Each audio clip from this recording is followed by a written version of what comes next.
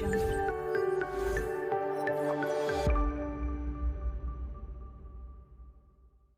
कमल Verma presents स्लम्बरलैंड। दोस्तों, ये movie बच्चों और बड़ों दोनों के लिए है। इस कहानी की शुरुआत में हम मिलते हैं नीमो नाम की एक लड़की से, जो एक लाइट हाउस में अपने पिता पीटर के साथ रहती है। पीटर उसे लाइट हाउस के बारे में सब कुछ बताता है और साथ ही वो नीमो को पियानो बजाना और बोट चलाना सिखाता है। नीमो की माँ के जाने के बाद पीटर ने ही नीमो को पाला है। साथ ही नीमो को भी लाइट हाउस का काम करना बहुत अच्छा लगता है, इसलिए वो पीटर से पूछती है कि जब उसे बड़े होकर लाइट हाउस ही संभालना है तो उसे मैथ्स पढ़ने की क्या जरूरत है। तो इस पर पीटर उसे एक सवाल पूछता है कि लाइट हाउस किस लिए बनाए जाते हैं। नीमो इसके जवाब में कहती है कि लाइट हाउस बोट्स को सेफ रखने के लिए बनाए जाते हैं, लेकिन पीटर उसे बताता है कि ये जवाब गलत है और कहता है कि जिस दिन वो इस सवाल का सही जवाब दे देगी उसी दिन उसे लाइट हाउस की चाबी मिल जाएगी। इतना कहकर पीटर उसे सोने के लिए कहता है, पर नीमो को तो सोने से पहले पीटर से एक कहानी सुननी थी। जिसके बाद पीटर उसे जादुई मोतियों की कहानी सुनाता है, जो कि समुद्र की गहराइयों में पाए जाते हैं, जहाँ एक खतरनाक राक्षस रहता है। उन मोतियों से कुछ भी मांगने पर वो मांग पूरी हो जाती थी। कहानी में पीटर अपने एक दोस्त के साथ उन्हीं मोतियों की तलाश में जाता है, पर कहानी पूरी होने से पहले ही वहाँ फोन की घंटी बजती है और फोन उठाने पर पीटर को बताया जाता है कि आज रात एक तूफान आने वाला है और समुद्र में एक नाव फंसी है, जिसकी मदद के लिए पीटर को जाना पड़ेगा। इसके बाद वो नीमो को सुलाकर अपने काम पर निकल जाता है। रात को अचानक नीमो की नींद खुलती है और नीमो कमरे से बाहर आती है, जहाँ उसे दिखता है कि हर तरफ अजीब सा माहौल है और पूरा घर बर्फ से जम चुका है। इसके बाद नीमो घर का दरवाजा खोलती है और देखती है कि वहाँ एक तूफान आ रहा है और तभी एक बड़ी सी लहर लाइट हाउस को तबाह करते हुए नीमो को भी अपने साथ समुद्र में ले जाती है और अब नीमो समुद्र में डूब रही होती है, लेकिन तभी उसे अपने पिता पीटर दिखाई देते हैं। पीटर उसकी मदद के लिए आ रहा होता है कि तभी एक अजीब सा राक्षस उसे पीछे से खींच लेता है और तभी अचानक से वो अपने बिस्तर से उठती है और उसे पता चलता है कि वो एक बुरा सपना देख रही थी। इसके बाद नीमो को अपने घर के बाहर एक बोट की आवाज आती है और उसे लगता है कि उसके पिता वापस आ गए हैं, लेकिन असल में वहाँ पर कार्ला आई थी, जो कि उसके पिता की मौत की खबर लेकर आई थी। इसके बाद कार्ला नीमो के अंकल फिलिप को कॉल करती है और फिलिप को पीटर की जान जाने की खबर देती है। कार्ला नीमो को बताती है कि नीमो के पिता चाहते थे कि अगर उन्हें कुछ हो जाता है तो नीमो शहर जाकर अपने अंकल के पास रहे। कार्ला की बात सुनकर नीमो अपने अंकल के साथ चली जाती है। फिलिप के घर पहुंचकर नीमो को पता चलता है कि फिलिप एक डोर नॉब बनाने वाली कंपनी का मालिक है और अपने बड़े से घर में अकेला ही रहता है और अकेले रहने की वजह से फिलिप को भी नीमो के साथ एडजस्ट करने में दिक्कत हो रही थी। साथ ही नीमो को भी एक नए शहर और एक नए घर में एडजस्ट होने में दिक्कत हो रही थी। इसके बाद नीमो अपने कमरे में जाकर सो जाती है। अब कुछ समय के बाद रात को नीमो की आंख खुलती है, जहाँ वो देखती है कि उसका टॉय पिग अब जिंदा हो चुका है और तभी एकदम से उसका बेड अपने आप चलने लगता है और नीमो को एहसास होता है कि वो सपनों की दुनिया यानी स्लम्बरलैंड में है। इसके बाद वो बेड नीमो को शहर की गलियों से ले जाता हुआ सीधा समुद्र में ले जाता है, जहाँ से तैरते हुए वो सीधा अपने लाइट हाउस पर पहुँचती है, जहाँ उसे फिलिप मिलता है और तब नीमो को याद आता है कि फिलिप कोई और नहीं बल्कि उसके पिता का वही दोस्त है, जिसकी कहानियाँ उसके पिता उसे हर रोज सुनाया करते थे। इसके बाद Philip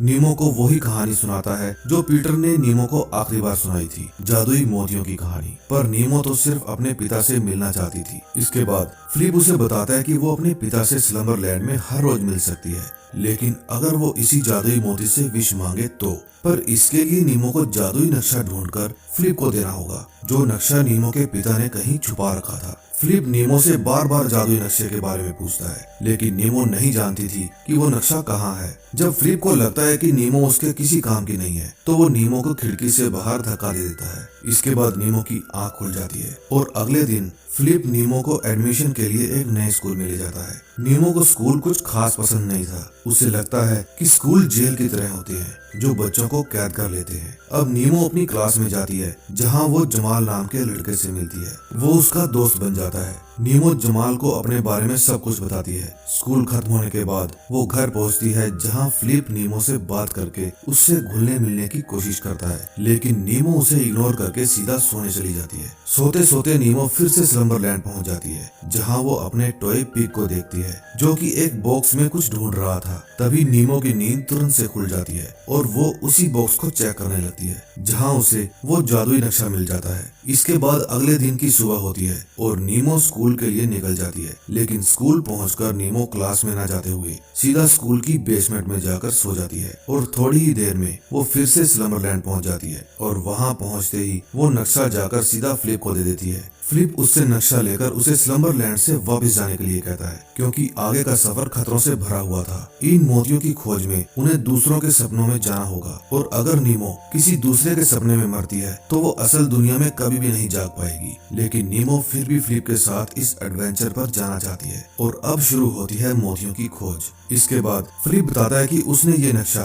bureau of subconscious activities यानी बोसा से चुराया था और तब से पुलिस ऑफिसर फिलिप का पीछा कर रही है। और क्योंकि मोतियों का रास्ता दूसरों के सपनों से होकर जाता है, इसी वजह से अगर पुलिस ने उन्हें किसी और के सपने में देख लिया तो वो उन्हें पकड़कर जेल में बंद कर देंगे। इसके बाद नीमो और फिलिप मोतियों को ढूंढने लग जाते हैं और तभी वहाँ एजेंट ग्रीन आ जाती है, जो कि फिलिप को पकड़ने के लिए आई थी। पर जैसे ही एजेंट ग्रीन उसे अरेस्ट करने की कोशिश करती है, तभी वहाँ एक राक्षस आ जाता है जो बिल्कुल वैसा ही था जैसे नीमो के पिता उसे कहानियों में सुनाया करते थे। जिसके बाद वो नीमो पर हमला कर देता है, लेकिन फिलिप नीमो को बचाकर वहाँ से दूर ले जाता है। तभी नीमो धीरे धीरे वहाँ से गायब होने लगती है और असली दुनिया में जाग जाती है। उसके बाद नीमो अपने घर चली जाती है, जहाँ फिर से फिलिप नीमो के साथ बात करने की कोशिश करता है, लेकिन नीमो फिर से उसे इग्नोर करके सोने चली जाती है। इसके बाद वो फिर से स्लम्बरलैंड पहुँच जाती है और वहाँ दोबारा फिलिप से मिलती है, लेकिन इस बार वो नीमो से वो नक्शा छीन लेता है और उसे असल दुनिया में वापस जाने के लिए कहता है। लेकिन नीमो कहीं नहीं जाती,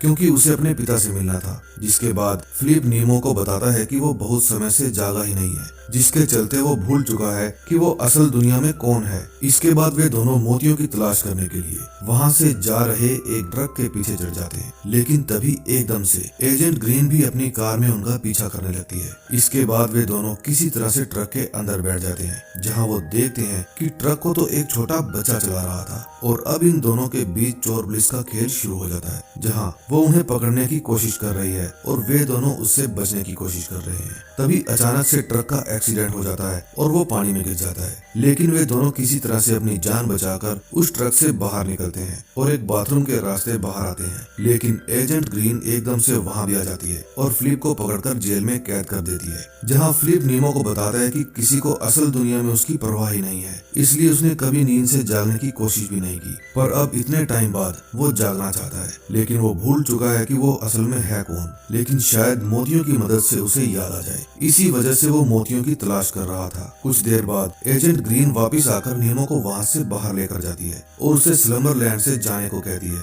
वरना वो राक्षस उसका पीछा कभी भी नहीं छोड़ेगा। इसके बाद नीमो की आँख खुलती है और वो अपने अंकल के पास जाती है और उन्हें बताती है कि वो अपने पिता को बहुत मिस कर रही है। जिसके बाद फिलिप नीमो को उसके पिता की पुरानी वीडियो दिखाता है, जहाँ नीमो देखती है कि उसके अंकल बिल्कुल फिलिप की तरह दिख रहे थे और तब नीमो को ये समझ में आता है कि स्लम्बरलैंड का फिलिप कोई और नहीं बल्कि उसके अंकल ही हैं। फिलिप नीमो को ये बात भी बताता है कि बचपन से ही उसके पिता ही उसके अकेले दोस्त हैं, लेकिन शादी के बाद उन्होंने फिलिप से कभी भी बात नहीं की, जिसके बाद वो बिल्कुल अकेला पड़ गया था। अब अगले दिन की सुबह होती है और नीमो फिर से अपने स्कूल की बेसमेंट में पहुंचकर सो जाती है। अब सपने में नीमो फिलिप की मदद करने के लिए जेल में जाकर उससे मिलती है और किसी तरह जेल का ताला तोड़कर फिलिप को जेल से बाहर निकालती है। लेकिन तभी वहाँ एजेंट ग्रीन पहुंच जाती है, लेकिन इस बार नीमो उसे चकमा देकर फिलिप के साथ वहाँ से भाग जाती है। इसके बाद वे दोनों एक बर्फीली पहाड़ी पर पहुँचते हैं, लेकिन अब भी एजेंट ग्रीन उनका पीछा कर रही थी और उससे बचने के लिए वे दोनों उस पहाड़ से कूद जाते हैं। तभी वहाँ एक बड़ी सी डक आकर उनकी जान बचा लेती है। इसके बाद वो दोनों एक छोटे से घर से गुजरते ही सीधे उसी लाइट हाउस में पहुंच जाते हैं। तभी नीमो फिलिप को बताती है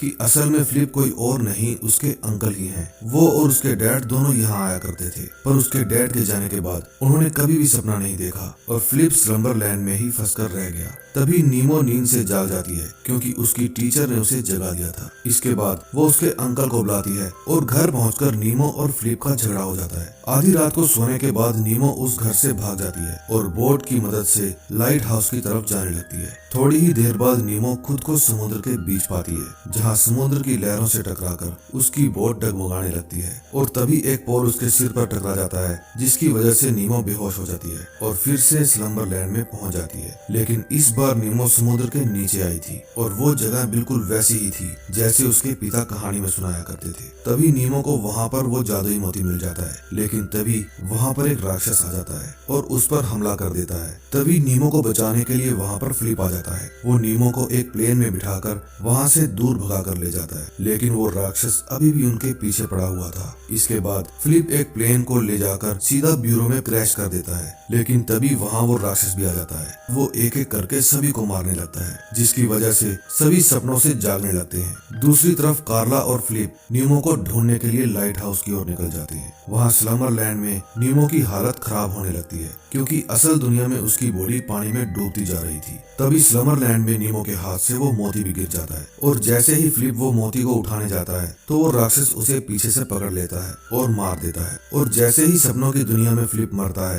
तभी नीमो उस मोती से अपनी विश मांगती है, जिसके बाद असल दुनिया में फिलिप को सब कुछ याद आ जाता है कि वो ही स्लम्बरलैंड का फिलिप है। जिसके बाद फिलिप नीमो को डूबने से बचाने के लिए पानी में कूद जाता है और वहाँ स्लम्बरलैंड में नीमो को एजेंट ग्रीन मिलती है। वो उसे बताती है कि उसके पिग के पास भी एक मोती है। नीमो वो मोती लेकर अपने पिता से मिलने की विश मांगती है और तभी उसके पिता सामने खड़े दिखाई देते हैं, जिसके बाद वो उनके साथ लाइट हाउस में जाती है। वहाँ कुछ वक्त बिताने के बाद नीमो के पिता उसे समझाते हैं कि अब उसे असल दुनिया में वापस जाना होगा, लेकिन जाने से पहले नीमो अपने पिता को उनके पूछे हुए सवाल का जवाब देती है। वो उन्हें बताती है कि लाइट हाउस बोट को सेव करने के लिए नहीं बल्कि दिशा दिखाने के लिए होती है, और सही जवाब सुनकर उसके पिता उसे लाइट हाउस की चाबी दे देते हैं। जिसके बाद नीमो को उस सपने से निकलकर असल दुनिया में होश आ जाता है। नीमो के अंकल उसे देखकर बहुत खुश होते हैं और नीमो से वादा करते हैं कि वो उसे छोड़कर कभी भी नहीं जाएंगे। इसके कुछ समय बाद हम देखते हैं कि नीमो अपने स्कूल से निकल रही है, जहाँ उसके बहुत सारे दोस्त बन गए हैं और साथ ही नीमो के अंकल भी जिंदगी में आगे बढ़ने की कोशिश कर रहे हैं और साथ ही नीमो स्लम्बरलैंड में आती जाती रहती है। तो ये थी स्लम्बरलैंड फिल्म की सारी कहानी। आपको ये कहानी कैसी लगी कमेंट बॉक्स में जरूर बताइए और हमारे चैनल को सब्सक्राइब कीजिए। हम मिलेंगे नए दिन नई स्टोरी के साथ। तब तक के लिए love you, tata, bye bye.